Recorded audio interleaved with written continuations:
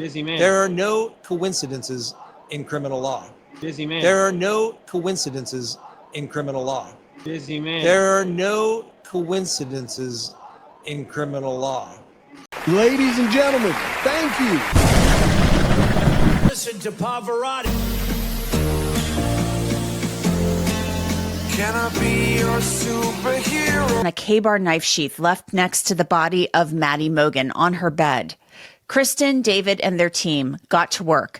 They accepted the DNA from the police who showed up, and they started the work of building family trees to determine whose DNA was on the snap of the knife sheath. Kristen said they built out the family trees and determined the source of the DNA likely came from a family in Pennsylvania with some Italian heritage. People don't understand, ITG does not find the guy who did it. It finds the people who didn't do it. That's significant because it would later be determined that Brian Koberger was the source of the DNA on the snap of that knife sheath. People don't understand, ITG does not find the guy who did it. It finds the people who didn't do it. Kristen said they built out the family trees and determined the source of the DNA likely came from a family in Pennsylvania with some Italian heritage. In World War II, the Marine Corps was looking for a better knife than the one that they had, something stronger, more durable. Uni Cutlery submitted Marine combat knife with a 7-inch blade, a blood groove, double guard, stacked leather washers, and a stamp on the blade. K-bar, Olean, New York. It was the most widely recognized combat knife that was used in World War II. It created the legacy that is K-bar. The source of the DNA likely came from a family in Pennsylvania. In 1898, two brothers founded Tidioute Cutlery Company in Tidioute, Pennsylvania to make straight razors. In 1902, the company changed to Union Razor. In 1912, it changed to the Union Cutlery Company as the company had progressed into more multi-bladed pocket knives and fixed-blade hunting knives. In 1952, the company again changed its name to K-bar. The source of the DNA likely came from a family in Pennsylvania. In Tidioute, Pennsylvania.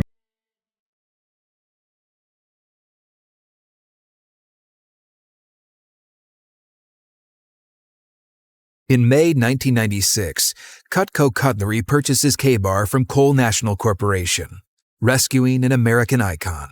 This is American craftsmanship at its finest. It is handcrafted by skilled labor, looking at it with exacting standards. We make them right here in the United States.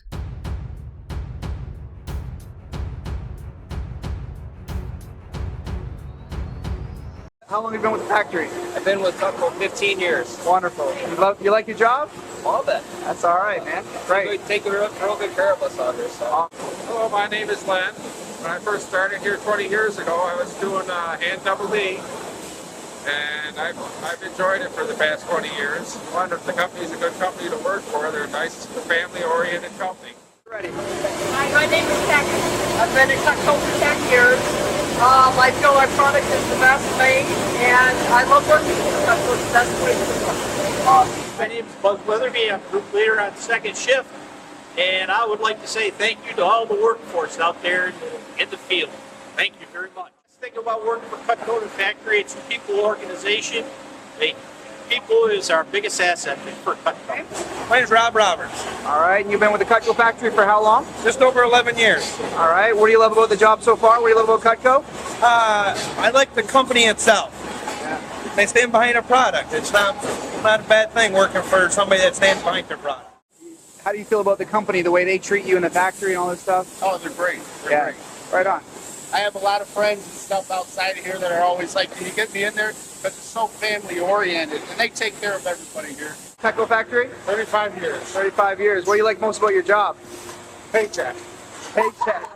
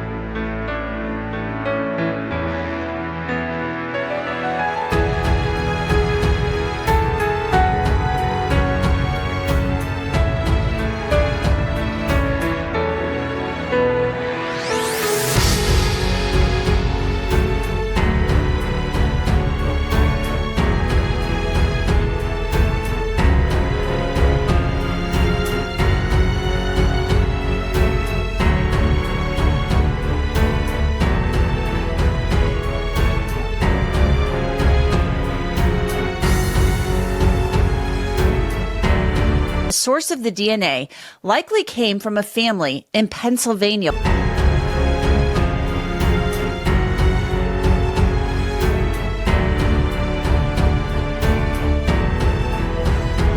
People don't understand. IgG does not find the guy who did it. It finds the people who didn't do it. Busy man. There are no coincidences in criminal law. Hello, welcome to The Revealing. I am your host, Pavarotti, and I'm here to discuss the Idaho 4 case. And, you know, in the video that I did yesterday, I included some of the clips from CrimeCon, where the Crime Talk attorney was discussing things with Steve G and Mrs. G.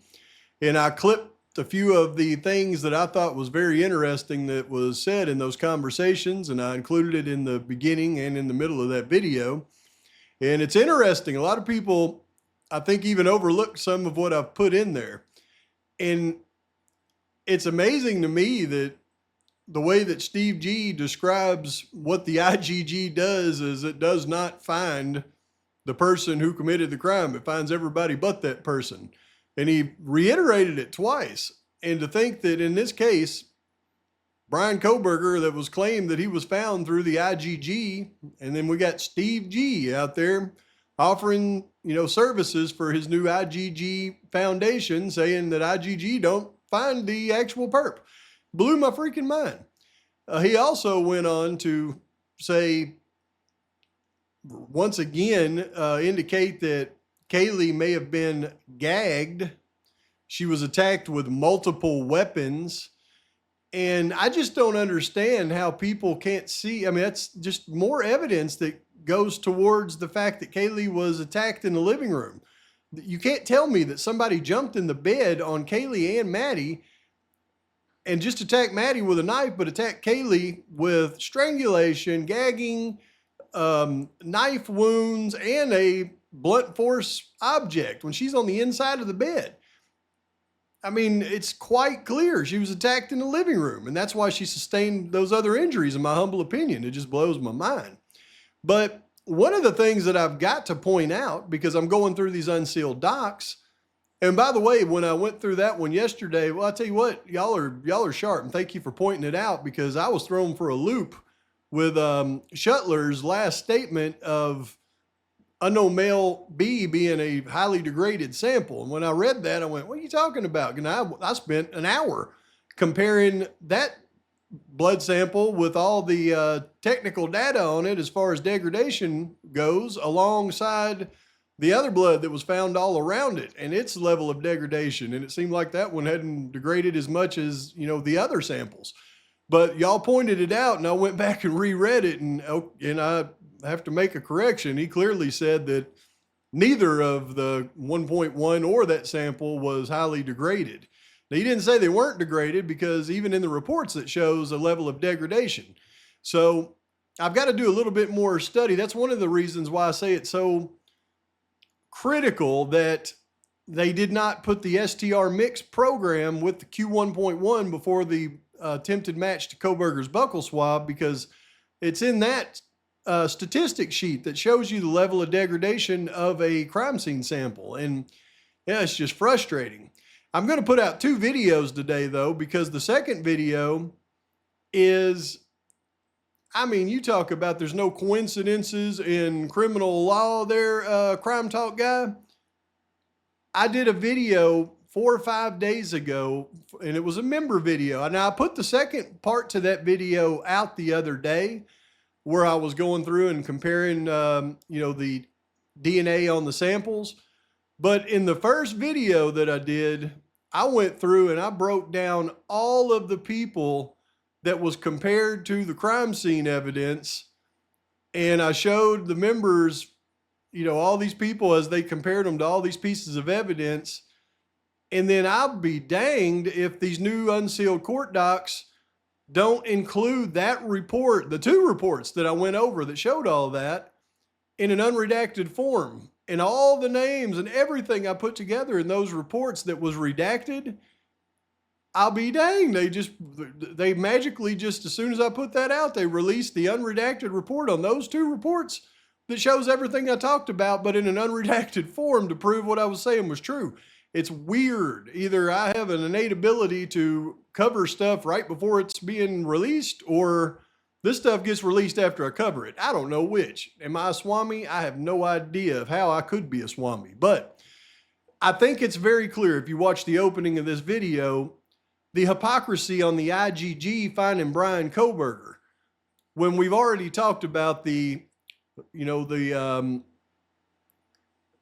unmasked woman of Heilbronn that worked at the factory, the Q-tip factory that they used in Europe for all of the DNA cotton swabs, and her crime scene sample was found in over 40 crime scenes, mystifying investigators across Europe for years. It was just a factory worker touching the cotton swab. And then we go to this IGG investigation, and the brand new knife sheath that's stated by both the defense and prosecuting attorneys as being new and unused came from the K-Bar factory. We go through the IGG, it leads directly to the K-Bar factory, and then I dive into the K-Bar factory, and you can clearly see that there isn't a person in that factory that's using gloves when they're creating their knives and packing up the knife sheaths. They obviously touched it. I mean, it's just so simple. It's just almost unreal at this point. And I think you would agree if you really pay attention when I went through this opening in this video. But that's not why we're here. We're here because I am talking about the K-Bar. I am breaking down new court docs. I broke down defense expert Stutler yesterday, but today I'm going to break down the next affidavit that we've seen in the documents that have been released. And it's another defense expert. This time it's a gentleman named David Howell. And what is David Howell going to be testifying to? Well, you would think this far into this case, with all of these documents that are being unsealed, we would finally see where the state's claim of Brian Koberger purchasing this K-Bar off Amazon would be clear as water, right? Here's the receipt. Here's when he purchased it. This is all this. But I tell you, when I go through the expert opinion from the defense, I don't see anything that even indicates certainty of that. And we should have that by now, don't you think? Let's break down this doc and then we'll talk about it further. Included in this new document release, exhibits to defendant's second supplemental response to requests for discovery regarding their expert witnesses. I've already given my thoughts on Gary Shuttler, but I haven't given my thoughts on David Howell and what he was supposed to testify to, because it has been claimed for a very long time that Brian Koberger actually purchased a K-Bar knife and knife sheath and sharpener off of Amazon. At this point in time, we have yet to be shown any proof of this purchase. So the closest we can get to this very date is going to be what the expert David Howell was going to testify to. Now, David Howell, according to Exhibit D17, may testify, and you'll notice that all of the experts say may testify, not they will testify. But David Howell may testify for the defense as an expert regarding the Amazon discovery. Mr. Howell's opinion and testimony will be based on his experience, education, and trainings as detailed in his resume, which is included with this response. It is anticipated that Mr. Howell may testify in the following areas: Amazon records, including how purchases are tracked, account activity, user activity, and the scope of the Amazon records. So we should be able to clearly see where David Howell is either confirming or rebutting Koberger's purchase of the K-Bar, shouldn't we? I mean, this is an official affidavit. Let's see what it says. David G. Howell. The defense discloses David Howell in this supplemental discovery response. His resume is attached as Exhibit A. His prior testimony as an expert was in the Federal District Court of Idaho in U.S. versus Babashenko, case number 118 CR 0258. So he has testified as an expert in a case in Idaho. It is anticipated Mr. Howell of Howell & Associates will testify based on his experience and education as follows. Amazon data requested versus produced. A forensic analysis whether the data set is complete, unaltered, and in a format suitable for forensic examination. Identifications of gaps in data provided by the state and how missing elements impact forensic accuracy. Gaps in data provided by the state. Missing elements impact forensic accuracy. Imagine that. Evaluation of metadata, timestamps, and tracking information within the Amazon data to access reliability and forensic validity. The importance of full purchase history in an Amazon account to conduct an accurate forensic examination of the data.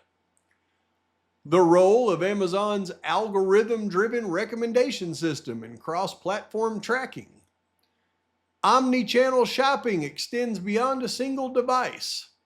He was going to testify that any device that you get onto, the omni-channel shopping will extend to that account across the devices. The influence of Amazon's advertising system on click and purchase behavior. Amazon's sponsored products and display ads allow sellers to pay for visibility, impacting product exposure and forensic interpretation.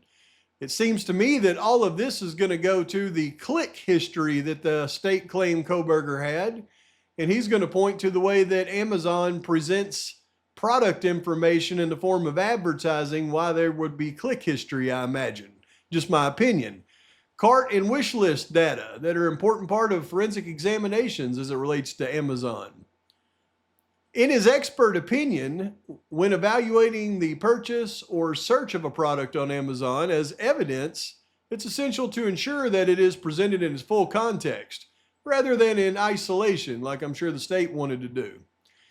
Then he goes on to say many Amazon accounts, this is the closest we can come to anything in this case because he says, including the one in this case, many Amazon accounts, including the one in this case, are shared among family members, making it difficult to attribute a single purchase to one specific individual.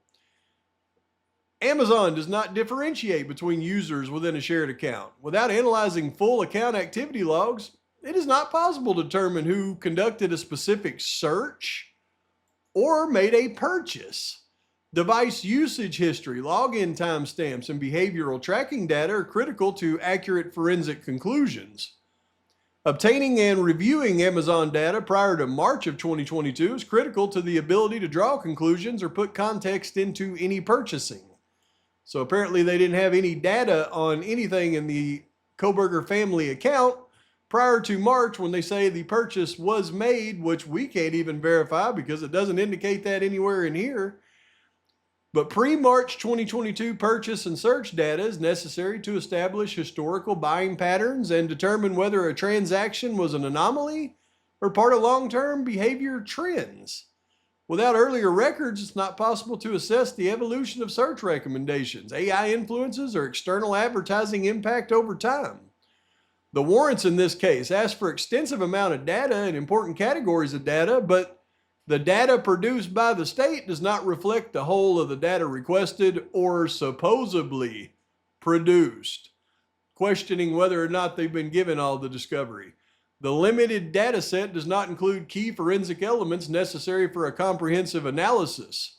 Without full forensic data sets, conclusions drawn from the available information lack reliability and are inherently incomplete. So, nowhere have I seen in the defense's expert, as he gives his opinion, does it indicate Brian Kohberger purchased a K-bar? At this stage in the game, not only does nothing in this opinion point to Brian purchasing a K-bar, the closest you can get is there is a family account that suggests you cannot determine who, if any, purchased a K-bar in the Kohberger family. At this point, shouldn't they be able to point to a receipt of a purchase from Amazon for the K-bar, the knife sheath, and the sharpener that they say that Kohberger purchased, and say, here's the receipt, and here's the date he purchased it, and here's him purchasing it? Shouldn't they be able to do that? Yet we've still not seen any of that. And this is the closest we can get to even determining if it's true or not that they have it. Let me know your thoughts.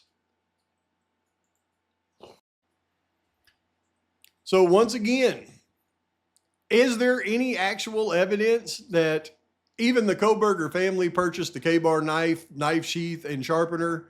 We haven't seen it.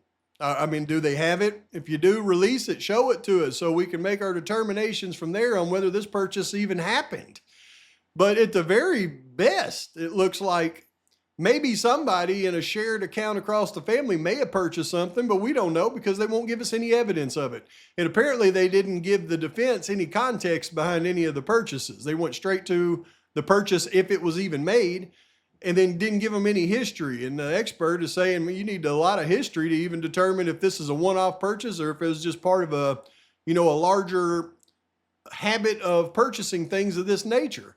So once again, it goes to no actual pointing to anything that's concrete in this case. The prosecution or state holding back discovery that the expert said they should have, that they're not turning over so that they can't get a good grasp on it. And it's all immaterial in my opinion anyways, because I think anybody with a brain can see that the IGG led to somebody in the factory that last touched the K-bar with all their bare hands, touching everything from start to finish. I mean, give me a break. Let me know your thoughts though, because in the end, I'm just here to present this information, from my perspective and my opinion based on everything I've looked at. But let me know your thoughts. I mean, what are the odds that the IGG led back to the factory that made the K-bar sheath? Nobody in the factory wears gloves. I mean, what are the odds of that? I mean, I think Steve G says it best. People don't understand. IGG does not find the guy who did it. It finds the people who didn't do it. Oh, gonna give it a shot. Only one of me to shield you all from the enemy. You're a superhero. You're a superhero.